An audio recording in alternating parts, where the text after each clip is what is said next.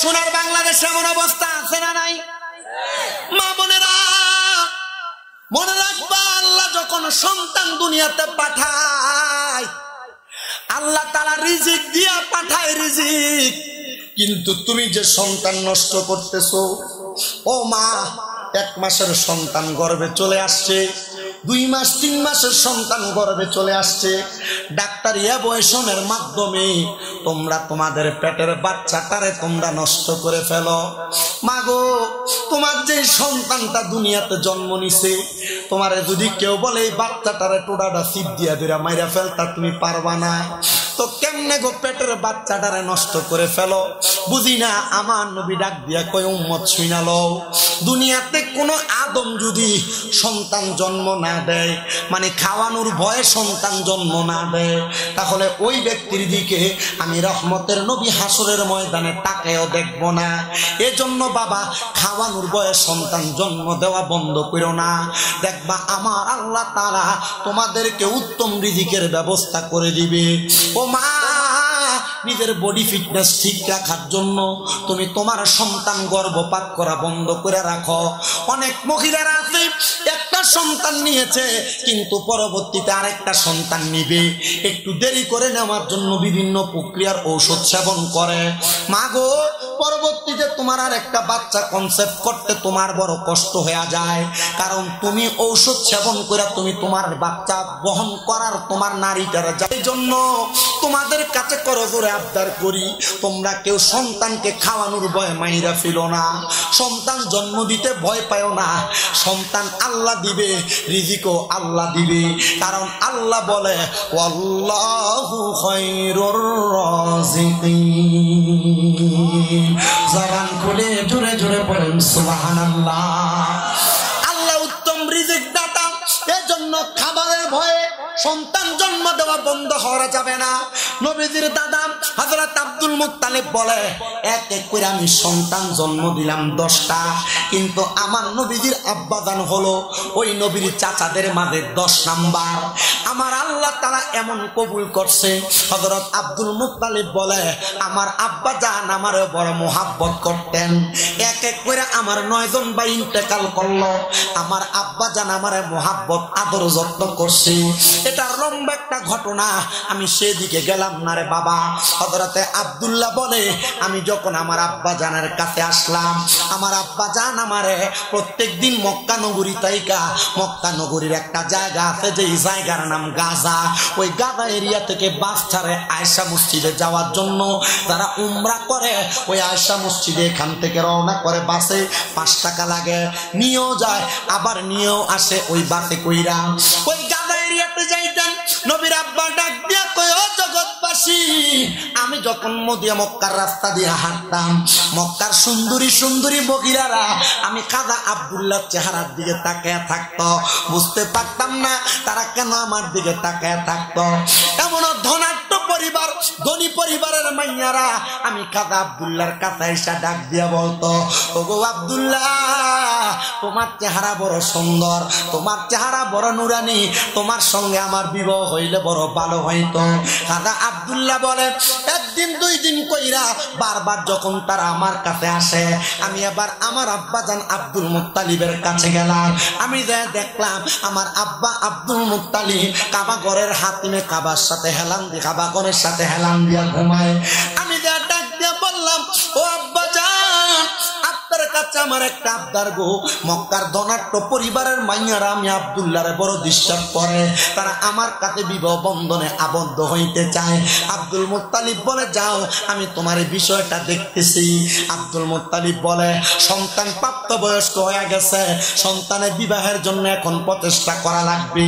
এই সোনার বাংলাদেশে এই চাঁদপুরের হাজীগঞ্জের তারায়ালি এলাকায় বহু বেড়ায়, তারার ফুতের বয়স 19, 20, 21 বছর হয়ে গেছে, তারা তাদের সন্তানের বিবাহের ব্যবস্থা করে না।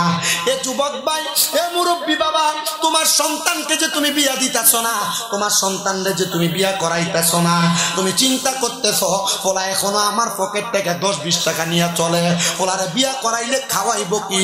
মনে রাখবা, এই ফুতে যদি কোনো জায়গায় কোনো ডিসকানেকশন লাগায়, কোনো প্রেমের সম্পর্ক লাগায়, জিনা জিনা ব্যভিচার করে, তোমার আমলনামার মধ্যে ফুতের গুনাহগুলা লেখা হইব। এই জন্য সন্তান যদি 18 বছরের চাইতে বেশি হয়ে যায় গুনার কাজে দেওয়ার আগে আপনারা বলেন ওই যুবকদেরকে বিয়ে করে দেওয়ার দরকার আছে না না?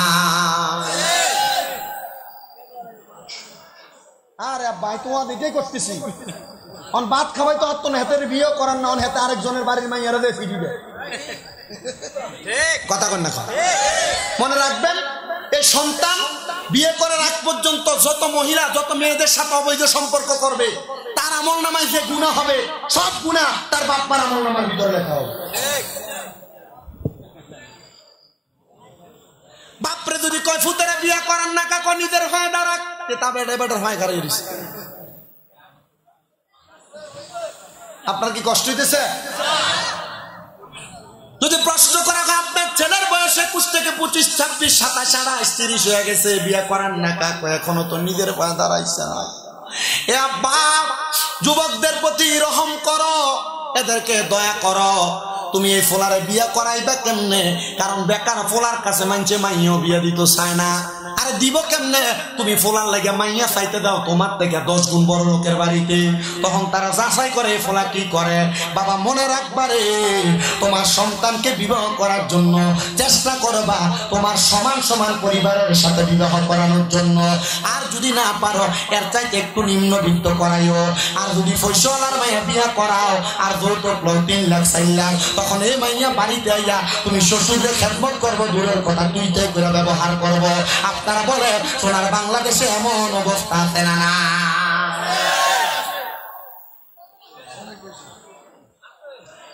আপনি যে 3 লাখ টাকা যৌতুক লইলেন, তন্দার ফোলার বিয়ে করাইলেন না, বিয়ে দিলেন। তনার বিয়ে করেছেন না, তখন বিয়ে দিয়েছেন ফুতেরে। যৌতুকের চল নাই কেন? না না না, যৌতুকের চল নাই, খুশি করে দিয়ে আপনাদের চল নাই। ঠিক এই কথা কন না। আল্লাহ আমাদেরকে বোঝার তৌফিক দান করুন। আপনারা বিবাহকে সহজ করে দেন। যৌতুক নেওয়া যেমন অপরাধ, অধিক মুখরানা নেওয়া তেমন অপরাধ। পুরা মাসে কামাই করে 15,000 টাকা, তার বিয়ার মোহরানা বানাই 5 লাখ টাকা। যদি জিগায় এত লাখ টাকা মোহরানা কেন? ভবিষ্যতে যদি কোনো সমস্যা হয় এটা তার ভরণ পোষণের জন্য, তা আপনার বিসমিল্লাহতে গলত নিয়ত বালানা, সমস্যার কথা অনেক মানছে কি বিয়ে করে সমস্যা করবার লাগা। তো তুমি যে বেশি টাকা যৌতুক দিয়া মাইয়া বিয়ে করলা, তখন মাইয়া তুমি তোমার ঘরে ঘুমাইবা, দেখবা তোমার ফুটে রাত্রবেলা ঘরের ভিতরে মুখ মারানি শিখে বউ ফিডায়, তখন বেডিও তার গাড়ির উপর উঠা তারও মারামারি করে। আপনারা বলেন এমন বউ ফিডা ফিডি আছে না না? আপনাদের কি কষ্ট হইতেছে বেশি? আব্বা আমার মনোযোগ দেন।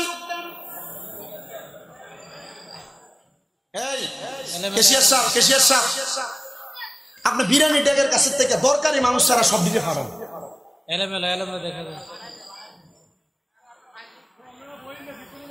না এরা না থাক না, এরা থাকলে আমার সমস্যা না।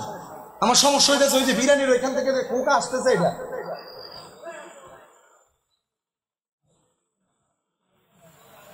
সবাই বসে যান, বিশৃঙ্খলা হইতে। সবাই একটু মুহাব্বতে দুরূদ শরীফ পড়েন। আল্লাহুম্মা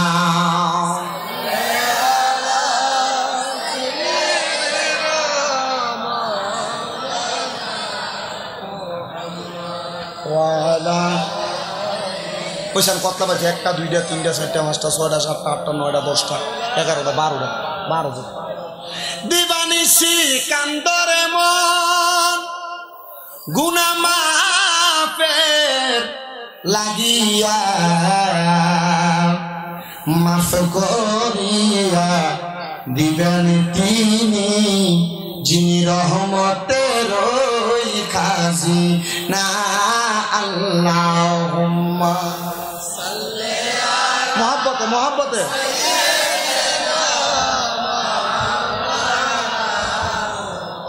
ওয়া আলা আলি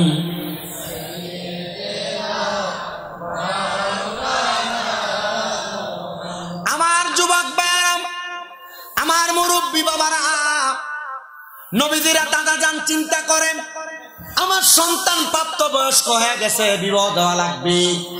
এমন টাইমে হযরতে আব্দুল মুত্তালিবের দোস্ত হযরতে ওহাব জোহরি নবীর নানা, তিনি আয়েশা হযরতে আব্দুল মুত্তালিবের সামনে হাজির। ডাক দিয়া কয়, দোস্ত গো, তোমার কেন এত চিন্তিত দেখা যায়? আব্দুল মুত্তালিব বলেন, ও বন্ধু ওহাব জোহরি, আমি চিন্তিত একটা মাত্র কারণ, আমার সন্তান আব্দুল্লাহ প্রাপ্তবয়স্ক হয়ে গেছে। মক্কা সুন্দরী সুন্দরী মহিলারা মাইয়ারা আমার সন্তান আব্দুল্লাহরে বড় জ্বালায়, বড় বিবাহ করার জন্য ডিস্টার্ব দেয়। আমি আমার সন্তানের জন্য একটা আবেদা কন্যা চাই। ওহাব জোহরি বলে, দোস্ত, যদি মনে কষ্ট না নেন তাহলে আমার কন্যা আমেনার সঙ্গে আপনার সন্তান আব্দুল্লাহর বিবাহ দিতে চাই। রাজি হয়ে গেছে, সুন্দর বিবাহের ইন্তজাম হয়ে গেছে। খাজা আব্দুল্লাহর বিবাহ মা আমেনার সঙ্গে সুন্দরভাবে বিবাহ সম্পাদন। নবীর আব্বা এবং নবীর আম্মা যান, তারা দুইজন বাসর ঘরের মধ্যে প্রবেশ করলেন। দুইজনে 2 রাকাত আল্লাহ তাআলার শুকরিয়া তার নামাজ পড়ছে। এ আব্বুজিরাম, পুরুষ মানুষ, মহিলা মানুষ, মাইয়া মানুষ যখন বিবাহ হয়, হওয়ার পরে তাদেরকে বাসর ঘরে ঢুকায়া 2 রাকাত নামাজ পড়ায়া দেয়। এটা কোনো সাধারণ নামাজ না, এটা তোমার একটা দুনিয়ার সবচাইতে শ্রেষ্ঠ কাজ শুরু করার আগে এটা তোমার জন্য একটা বরকতওয়ালা নামাজ। এই নামাজটা সবাই পড়াইবা। কিন্তু ফেসবুক সোশ্যাল মিডিয়ার মধ্যে কয়েকদিন আগে দেখলাম এক ফোলারে নামাজ পড়তো, দাঁড়াইতে কইছে, এ ফোলা 2 রাকাত নফল নামাজ করব, আল্লাহু আকবার কইয়া এভাবে ধরছে, আর ডাইনে একবার তাকায়, বামে একবার তাকায়। বুঝতে পারলাম না, খানাটা ঠিক মতো খাইয়া শিখলা, টাকাটা ভালো করে চিনলা, কামাই রুজি করা সুন্দরভাবে চিনলা, বিয়া করার জন্য বউ লাগবে এটাও জানলা, কিন্তু তুমি যে মুসলমান 2 রাকাত নামাজ যে সুন্দর করে পড়া লাগবে এটা তো বুঝলা না। মনে কইরা লও, জুইনা লও রে তিরমিজি শরীফের কিতাবুস সালাতের একটা হাদিস শরীফ। আমার নবী কয়, কাল ময়দানে মাশরে যারা দুনিয়াতে নামাজ পড়ে না, যারা ইবাদত করে না, তাদেরকে আমার আল্লাহ বলবে সেজদা দাও, তখন তারা সেজদা দিতে পারবে না। বলে কারণ কি আর রাসূলুল্লাহ নবী গো? আমার নবী বলেন, তাদের পিঠ থেকে মাথা পর্যন্ত সীসা দ্বারা ঢালাই করে দেওয়া হবে, তখন তারা চেষ্টা করলো রুকু দিতে পারবে না, চেষ্টা করলো সেজদা দিতে পারবে না। এ আমার যুবক ভাই, তুমি যে নামাজ পড়ো না, তখন তোমার পিঠটা সীসা দিয়া ঢালাই করা হবে। এ মুরব্বি, দাড়িগুলা পাইকা গেছে রে আব্বা। ও আব্বা, দোকানে বয়া বয়া মানুষের গিবত করো, চা দোকানে বয়া বয়া বিড়িও খাও, কিন্তু আব্বা তুমি তো এখনো পর্যন্ত নামাজটা পড়ো না। ওই ময়দানে মাসুরে তোমার ভূতের সামনে, তোমার বিয়ের সামনে, আত্মীয় স্বজন বন্ধু বান্ধবের সামনে তোমার বিয়ার যদি করবো, যখন তুমি সেজদা দিতে পারবা না, ওই সময় তোমার ঠিকানা হবে ফিনারি জাহান্নামা খালিদিনা ফিহা, চিরস্থায়ী জাহান্নামের বাসিন্দা হইয়া যাইবা। হে আমার আব্বু, তোমার কাছে করজোরে আবদার করি রে বাবা, নামাজ তারিস না রে। ও আব্বা, তারালিয়া বাইতুল মামুর মসজিদরা ভাঙ্গা পালাইছে রে বাবা, একটা সুন্দর মসজিদ হইব, চিন্তা করে দেখছো নিয়ে মসজিদের ভিতরে তুমি নামাজ পড়া যাইতে পারবানি? হে মুরব্বীরা, এ মসজিদরা ভাঙ্গা লাইলা, একটা বার চিন্তা করছো নি মসজিদরা তৈরি হওয়ার পরে একটা ওয়াক্ত নামাজ তোমার নসিবে আসেনি? এমন কত রাজা বাদশারা মসজিদ বানাইছে, মসজিদ বানায় মসজিদের ভিতরে নামাজ পড়তে পারছে না। 7টা বেহেশত বানাইছে, বেহেশত বানায়া ওই বেহেশতে ফাওরা কারাগে 7টা দুনিয়া থেকে বিদায় হয়ে গেছে। আব্বারে, দুনিয়া দুনিয়া করে যে পাগল হইয়া যাইতাছ, একদিন মাইকে এলান শুনবা শামীম রাজা মইরা গেছে, একদিন মাইকে এলান শুনবা তোমরার মাহফিলের সভাপতি আলহাজ শফিউল্লাহ সাহেব মইরা গেছে। মরার পরে মসজিদে ঢুকাইতো না রে, জানাজার মাঠে আইনা আল্লাহ শফিউল্লাহ বলে ডাক দিত না, ডাক দিব মরা লাশ লাশ লাশ। আব্বা, এখনো সুযোগ আছে নামাজটা কেমনে পড়া লাগে শিখো, এখনো সুযোগ আছে আল্লাহরে কেমনে সেজদা দেওয়া লাগে শিখো। এখানে অনেক যুবক বইয়া রয়েছে, আলহামদুলিল্লাহ সূরাটা শুদ্ধ করে কইতে পারতো না।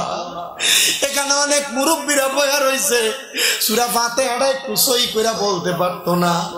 এখানে অনেক মানুষ বইয়া রয়েছে, কেমনে ওযুটা সুন্দর করে করা লাগে এই মানুষগুলা সেটা জানে না। আব্বারে, মুসলমান দাবি করতেছ, কিন্তু আল্লাহর কাছে কেমনে মুখ দেখাইবা? নবীর উম্মত দাবি করো, দাড়ি যে ক্লিন শেভ করে করে ফালাইয়া দাও, ওই কবরে রাখার পর নবী যদি তোমার দিকে চায়া কয় তোমারে আমি চিনি না, নবীরে কেমনে মুখ দেখাইবা? আব্বাজি তোমার পাটির ভিতরে হাতটা দিয়া বলি, মুসলমান হিসেবে তোমার শারীরিক মানসিক ভাবে যদি জোর শক্তি থাকে, 5 ওয়াক্ত নামাজ শিখো, তাড়াতাড়ি ওযু শিখো, নবীর প্রেম শিখো। কারণ যদি তুমি মইরা যাও, তোমার মরণটা একবারে তোমার গলার আগার কাছে আইসা রইছে। কখন রুহুটা বাইর হইয়া যাইব আমার?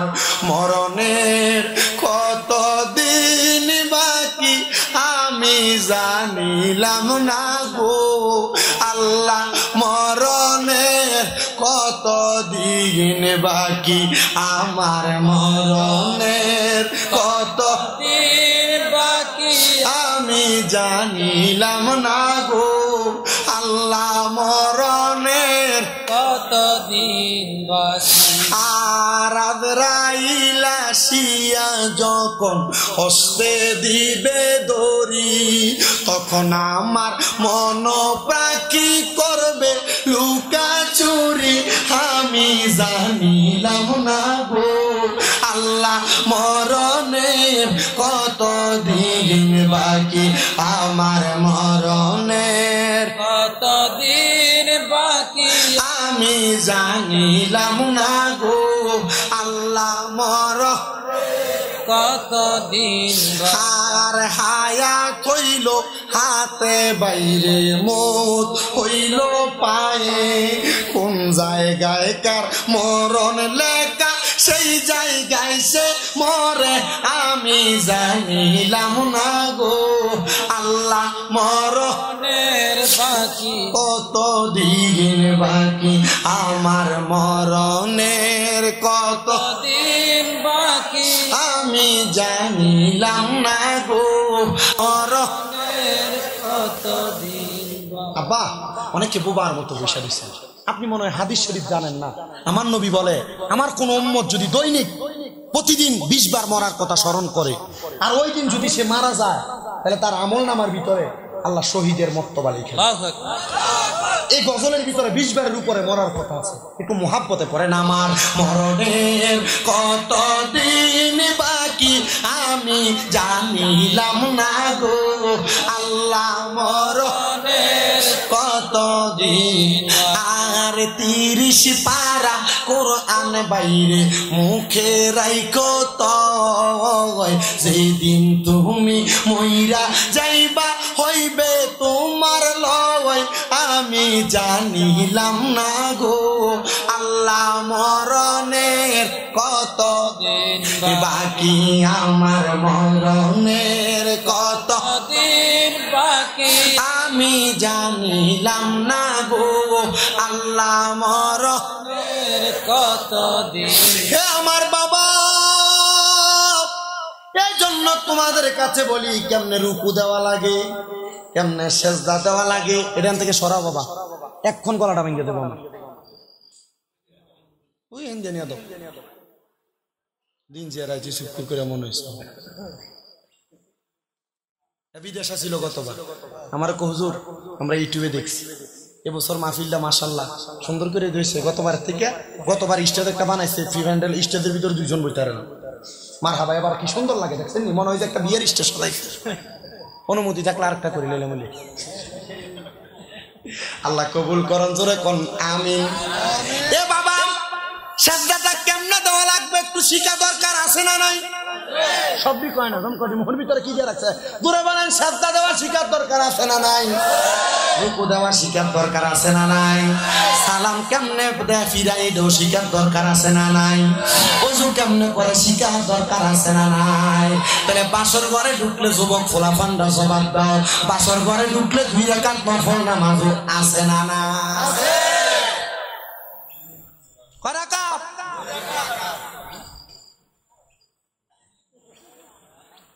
মারহাবা।